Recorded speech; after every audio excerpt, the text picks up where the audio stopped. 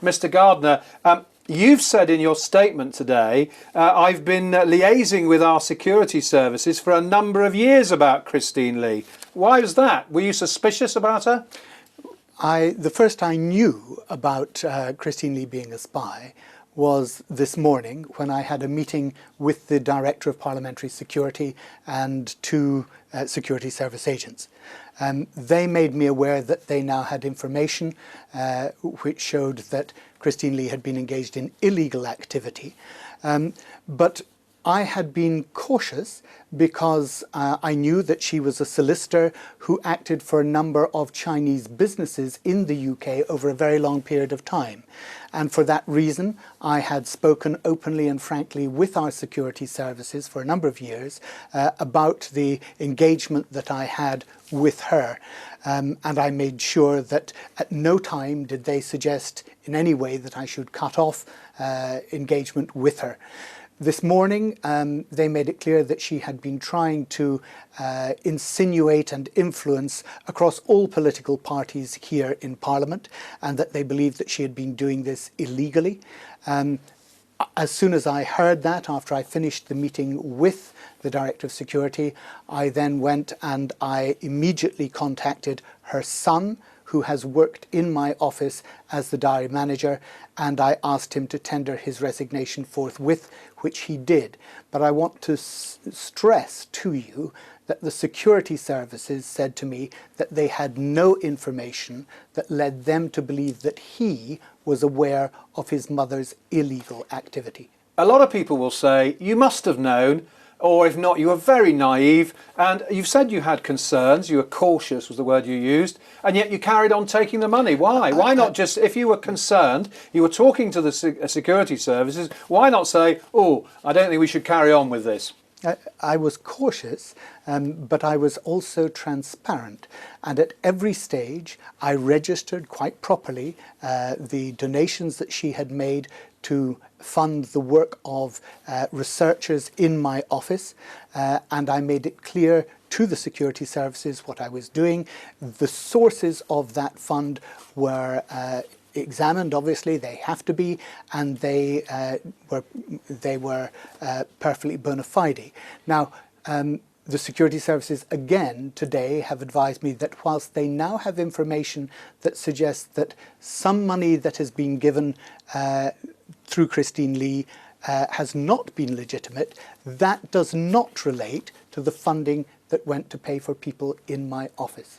But a lot of people will also say, why were you taking money from a Chinese donor in the first place? Relations with China are bad, a lot of your parliamentary colleagues would say, as the human rights record, all sorts of reasons why a British politician should not be taking money from the Chinese. Why? Well, the point is that she is not a Chinese donor. It would have been illegal had she been a Chinese donor for me to take those donations. She's a British citizen, she's a British donor, she's a qualified donor, and of course the work that those people did in my office, which she had no managerial control over, no control over the appointment of, that work was to the benefit of my parliamentary work and to the benefit of my constituents in Brent North. Do you not think that, I mean, I'm surprised that the spooks, the security services, didn't say, Mr. Gardiner, not sure you should be associating yourself and taking money from this person. Well, and that's precisely why I had those conversations with them, and at no time, at no stage, did they suggest that I should do that.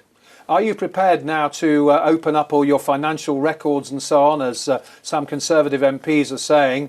Are you prepared to cooperate with any sort of inquiry here? Because clearly it doesn't look good. Sorry, I have always been transparent about all the donations that have been made to my office. They're properly registered, they're properly recorded, and I'm totally transparent about that, and I always have been. Did you ever discuss Labour Party policy with her? I mean, I recall you were Peter Mandelson's PPS at one stage. You were a minister under Mr. Blair. You were a shadow minister. Energy, I think, was one of your portfolios, or was it business? Power stations, all those sort of things, issues with the Chinese and their investment in UK power stations. Did you discuss policy with her? No, not in great detail, no. Not in great detail? No, absolutely not. I had conversations She with must her. have got something out of it, though. I mean, here she is, she's handing over all this money. I mean, why was she doing it then if she wasn't trying to find out what you were up to as a Labour frontbencher? Well, I think she must have felt it was a very poor investment if she did seek to get something out of it, because I have been critical of the Chinese government on many, many occasions.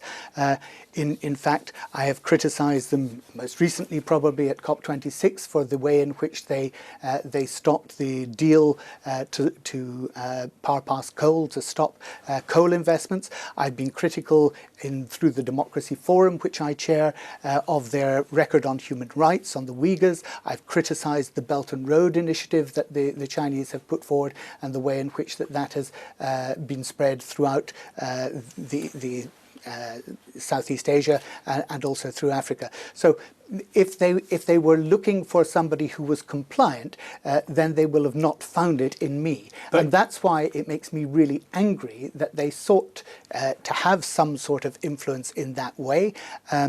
And I'm very angry about that, but I've always been absolutely clear with our security services what the relationship is. But you were a supporter of Chinese investment in Hinkley Point, weren't you? A very controversial project. In fact, you'll recall that when Hinkley Point was reviewed under Theresa May, I was the person who said that the British taxpayer and the British bill payer was paying far too much for the energy that we produced at Hinkley Point, and I said that the government should reduce the tariff so that the investors, China being one, would not make as much money. I also pointed out that the reason the Chinese wanted to be there in investing in Hinkley Point was so that they could go around the world saying, look, we have actually provided a nuclear power station in one of the toughest regimes in the world. But you backed the investment, didn't you? What I did was I said the government should review the terms of it. You were probably a cheerleader for the project, weren't you? No, I wasn't a cheerleader for the project, certainly not. And in fact, I was highly critical of the government at the time and the way they were allowing the investors to get away with ripping off British bill payers.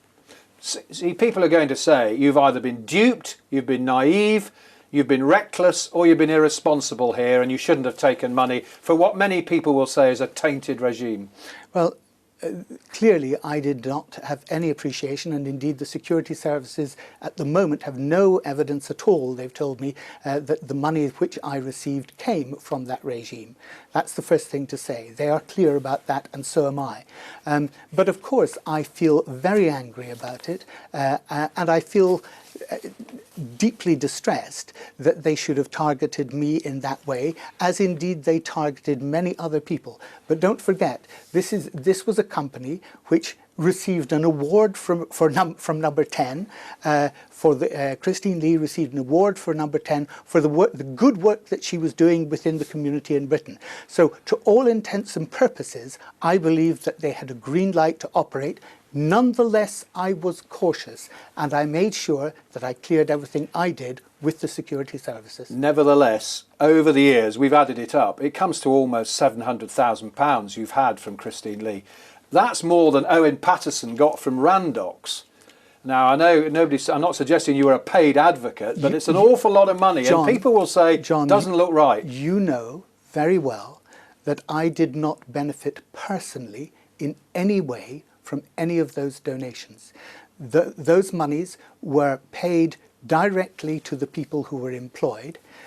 There was a contract in place that ensured that there could be no contamination. I came nowhere near the money, and the politics, they came nowhere near that. They had no role in the appointment, and they had no role in the management of those staff. So there was that separation. And that was really important, and that was a point, that was one of the steps that I put in place, and I was in consultation with the security services here in the UK to make sure that there was no possibility of contamination in that way. When did you last speak to Christine Lee? Earlier this week. What was that conversation about? It was it about this? Did you No, know this was coming from the Speaker and absolutely the not. security No, services? The first I heard what did you of speak about this week? The first I heard about it was today. What we spoke about earlier this week was it was actually the situation of my parents-in-law who are elderly and ill, and she had expressed concern as to their well-being. And that's what we spoke about. In your statement, you say she ceased funding any workers in my office in June 2020. Yes. And yet Daniel Wilkes was still there until today. He was not funded by Christine Lee. He was funded as a normal contract on IPSA. He started off working in my office as a volunteer many years ago. When a position became available, it was openly advertised. He applied for that job as a volunteer, as often happens in Parliament, as you know, and he got the job on merit. So what exactly was all this money for? You'll appreciate, your constituents will say, this is an awful lot of money, perhaps more than we earn in a lifetime. What was it for? From my point of view, that money was there to improve the work that I was able to do in Parliament and to improve the work that I was able to do for my constituents. It paid for those researchers and it paid for them directly. None of it was for my personal benefit.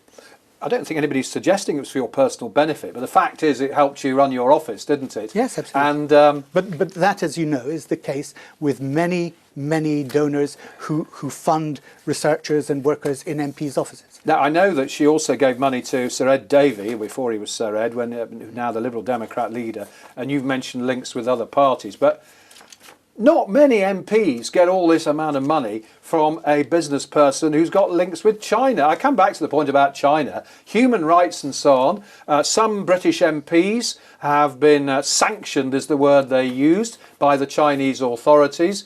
I come back to the point, it looks terrible. Well, this is somebody who received awards from the British Prime Minister.